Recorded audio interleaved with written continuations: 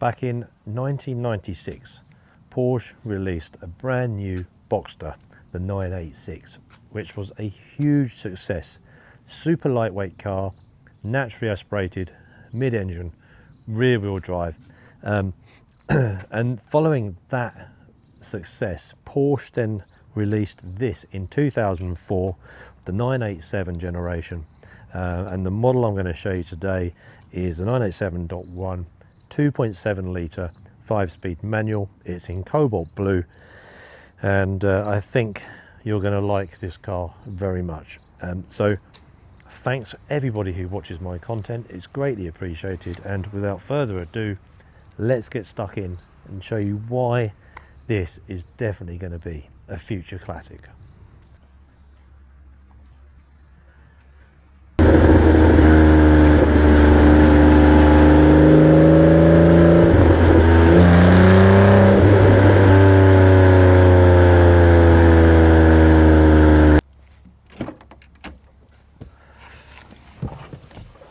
Now, one of the first things you do when you own a Porsche Boxster is you take the roof down, all right? You never ever drive one of these cars with the roof up. It's a crime.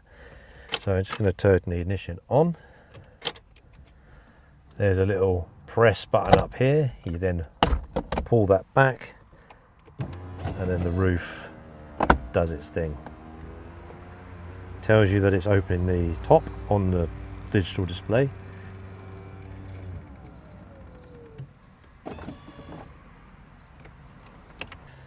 Now, the roof on the Porsche Boxster in this generation can be opened up to about 30 miles an hour when you're on the move and closed.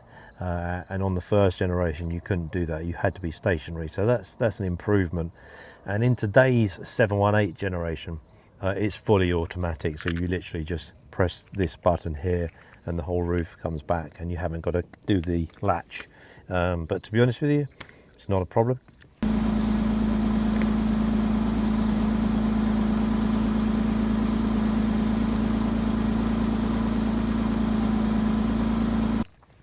Climbing in to the 987 generation, it does seem very, very simple. And I've got to be honest, I never really used to like this interior. I always used to prefer the first generation interior. But ever since, when you see these in the flesh, they actually grow on you. And the simplicity is one of the things that I think that really makes this a great interior that doesn't really date. The steering wheel is just uncluttered. There's nothing on here. It's just the airbag and the horn. There's only 3 dials in front of you, and you've got the analog miles per hour on the left. You've got the revs in the middle that go up to 8,000, and then you've got the engine temperature and the petrol tank range. And then within each of those dials you have the digital displays. So you have the total mileage the car's covered, the trip computer, which you've set to cover when you're planning a route. So I've owned this car 2 months and I've done just over 1,000 miles. Then you've got the big digital speedometer right in front of you, which is typically where you look to see how fast you're going. And on the right hand side you've got the time and the outside temperature. So very, very simple. Down to the right hand side you've got the lights, which are not automatic, so you've got to remember to turn those on these days. And the fog light button is housed within the light switch, so you just pop it out once for the fronts and then pop it out again for the rears. I love that. It's great little thinking, super efficient. It saves you having to search for the fog light buttons, and when you're driving. So I love that. That's much easier. Yeah, and that is the steering wheel. It's very, very simple. Moving on to the center console, it's even more simple. There's this little cubby hole here with a 12-volt socket. Great little space to put your business cards. You probably wouldn't get a modern phone in there these days. Got a little section there for some coins. Old school traditional handbrake. There's quite cool. It's a bit long. I could have made it a bit shorter, but that's that. In here we've got ashtray, a lighter for your cigarettes, That's the roof. That's the button to make the roof go down. Very simple but lovely feeling Porsche 5-speed manual. This is covered in leather, so what I should say is that this is a Metropole blue leather interior with sport seats. These are two-way automatic sport seats. Going back to the gearbox, very simple design. This has got the silver pack, which means you've got like a silver inlay here. Center console is silver, and these finishing interior plates here are also silver. Now this generation also comes with a very cool cup holders, which I haven't used yet, and I'll show you that in a minute. Split them away. That's nice, I like that. And then in the middle here, very simple, we've got a CD player with some different menu buttons. This doesn't have DAB, this is just an FM radio, but with great sounds. This one, it comes with the Bose surround sound system. Now I wouldn't worry, right, if you're looking to buy one of these cars, you don't have to have I was like keen, really I must have a Bose hi-fi, but to be honest with you, whenever you turn the radio on in these cars, you generally turn it off in 2 minutes because you just love listening to the engine, and you want to hear all the ambience, you want to hear the birds sing, the aeroplanes go past, you want to hear the engine rev. So to be honest, I wouldn't worry about trying to find one of these cars with the Bose hi-fi. You don't need it, and if you don't have that, you have a nice little cubby hole behind here where you can store things. So yeah, don't worry about getting a Bose hi-fi system. The glove box is a really good size. It's got a nice little carpet inlay. We've got 2 CD holders there. That's pretty cool. In terms of functionality, now these are 2-way heated seats, so there's buttons both sides for me and the passenger. I quite like that. You've got rear front window defroster, you've got air recirculation, you've got an economy mode for the air conditioning, you've got a rear screen heater, and then we've got the temperature adjustment for the air into the cabin, and then the speed of the fan. Now I love these are like little rocker switches, and I just love the incrementation that you've got. There must be about 20 levels in which you can actually adjust the temperature and the power. It's really cool, I really like that. And then I've got an air conditioning button here, and then I can control the flow of the air coming into the cabin with these 3 simple buttons here. I've got a traction control button here, PSM off or on, and I've got a button here where I can manually adjust the spoiler. And that is it. It's a very simple, uncluttered cockpit, which means you're not distracted. When you're driving, you're just driving. This one doesn't have a chrono clock, which I'm not bothered about. I just don't see the point of them. Very simple design for these fan vents. Yeah, overall it's a very clean, simple cockpit, but it just works, and because of that, I don't think it's going to date. And if you wanted to, you can actually remove this and put in a 7-inch screen, whether it's a Porsche one or a Pioneer. But they do some lovely modern sat navs these days that go into this, and I'll touch on the sat nav situation later because this doesn't have it. But that is an overview of the cabin. We've got 2 sun visors. My one's a bit floppy, but they're actually very cool. The light, when you open it up and you've got the mirror and you've got 2 lights over the side, it reminds me of the War of the Worlds machine that comes in and hunts them out. It's got like these, it's like oval head with these lights, and this is what it looks like. But it's really nice. Visibility out the rear view mirror is fantastic. It's not too far away. It's nice and easy to see out the back. Yeah, that is the inside of a 987.1 Boxster. Let's unbuckle Dario. Okay, right, a couple of different types of bottles. An official Porsche one, which my friend kindly donated to me. It's very kind. And then a more traditional slim one. So let's see how these cup holders actually do then. So they're on like a so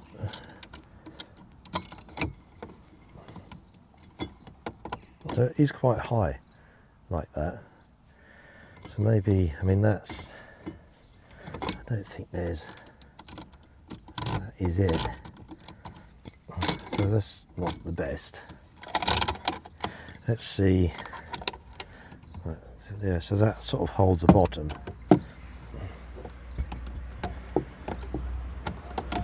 Actually can't get that in. Oh, hang on, what's that?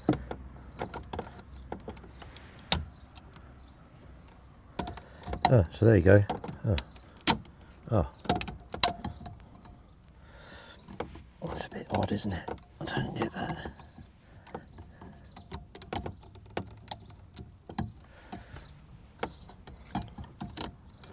So I guess it's like that. Looks a bit naff, doesn't it? So I think you want the smaller cups in here. Doesn't really work with one of these, but let's see if you can actually get these in the storage bin. So you can't get that one in the storage bin.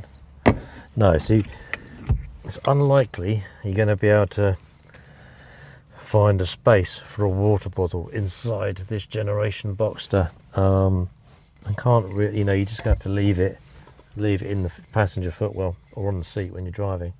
So yeah, they do work, but they're only really designed for half cup sizes.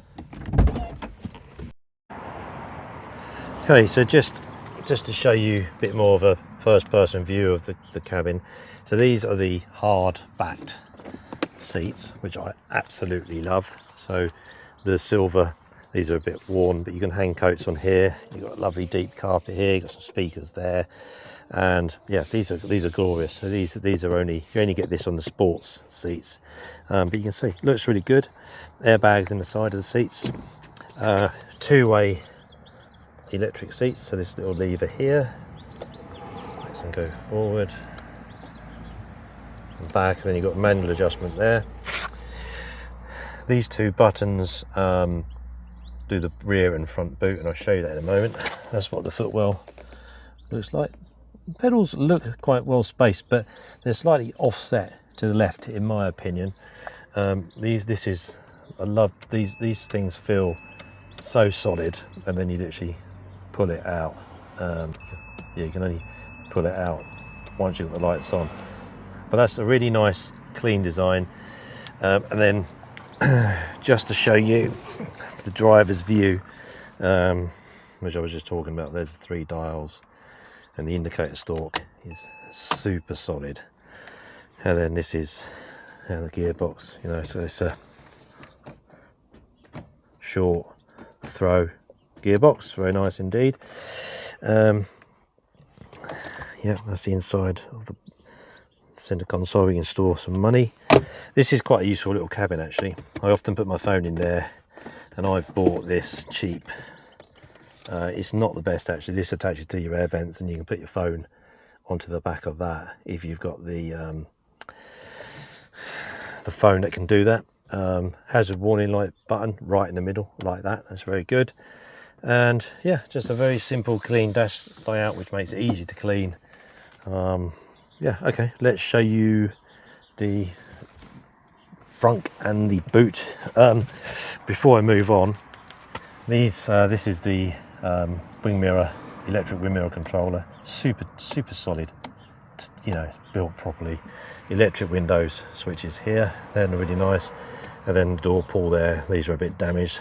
And then the bows, I find these lovely deep carpet pile door interior parts, and then the storage bin, which is good for gloves and hats and things like that. So yeah, let's show you the front and the boot. Now I love the option, right? So most of the time I actually don't even use these levers here to open the front and the boot. You can do it directly from the key. So yeah, for me, I just find that much more easier. So just press that, boot opens, and then you've got a nice big boot. And then again at the front. Now to open the boot, there's a little red lever here. so you just have to get your fingers in there, which is quite difficult when you're holding the camera. See if I can do it. You have to do it from above because you have to lift and just move it to the right. That lifts up. Both the rear lid and the front lid is super light. Well, that's what it looks like. Looks like that. And then underneath all this plastic housing, you got the battery. You got your washer fluid that goes in there. There's a little toolkit there. And behind here is a tiny little storage area. But it's actually a really big boot. And just to demonstrate that, I've got this bag here. Excuse the mess. So this is, I think this is a 60 litre. So this you can't take onto an airplane. You have to put this in. You have to check this into the hold. And now, so this is good for a week. So this bag does me a week when I'm going away for travel, and it won't fit like that, but it does fit on its side. So just to show you, so that it fits in like that easily, and there's more room there for coats and shoes and things, or a toiletry bag. So that's fantastic. And believe it or not, this will actually fit in the back. So me and my wife could easily go away for a week, and we're not compromised on what we can take. It's really good. The Boxster, one thing I've found living with the Boxster for 2 months is that this car does everything. It's a sports car, it's supremely capable from a handling point of view. It's comfortable, you can do long journeys in it. It's a GT car, it's a sports tire, it's convertible, it's practical. It really does do everything, and I think that's one of the plus points with a Boxster versus some of the other manufacturers. You know, it can literally fit into your life. So okay, well, I think we've covered everything. I forgot to show you one more thing, and the car looks really cool when you've got the front and the boot open. In the boot is this compartment here, which houses your oil and your coolant, and you undo this cap and you fill it up.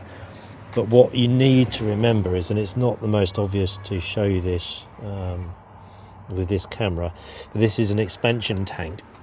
And when you fill this up, you need to keep it in the middle between minimum and maximum, because as the engine warms up, this expands, and so if you put too much coolant in here, it will come out the top here or come out the bottom of the car, and you'll basically be running with no coolant. So it's very important that you only fill this to the middle, and just make sure it doesn't take much to fill it up. So don't fill up a big container and just clunk it all in. You want to only put a small bit of the coolant into a separate container and slowly just pour it in. And ideally, what I would suggest is do it at night time.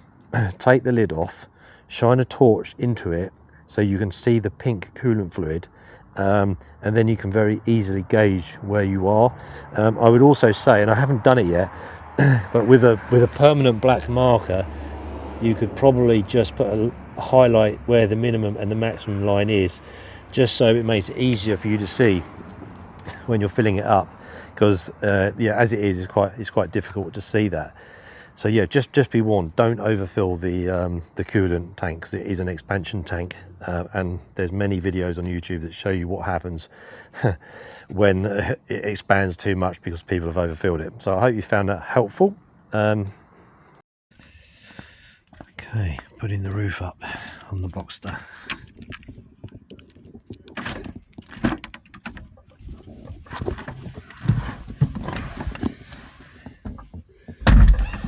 Okay, there we go, dials, engine on.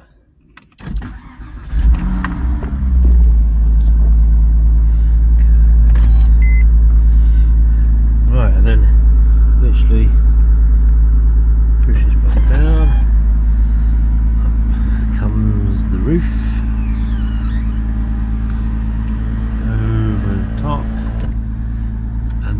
there's this little latch that has to go in there. Just pull the lever, pulls the roof tight, windows go up, and we're all good.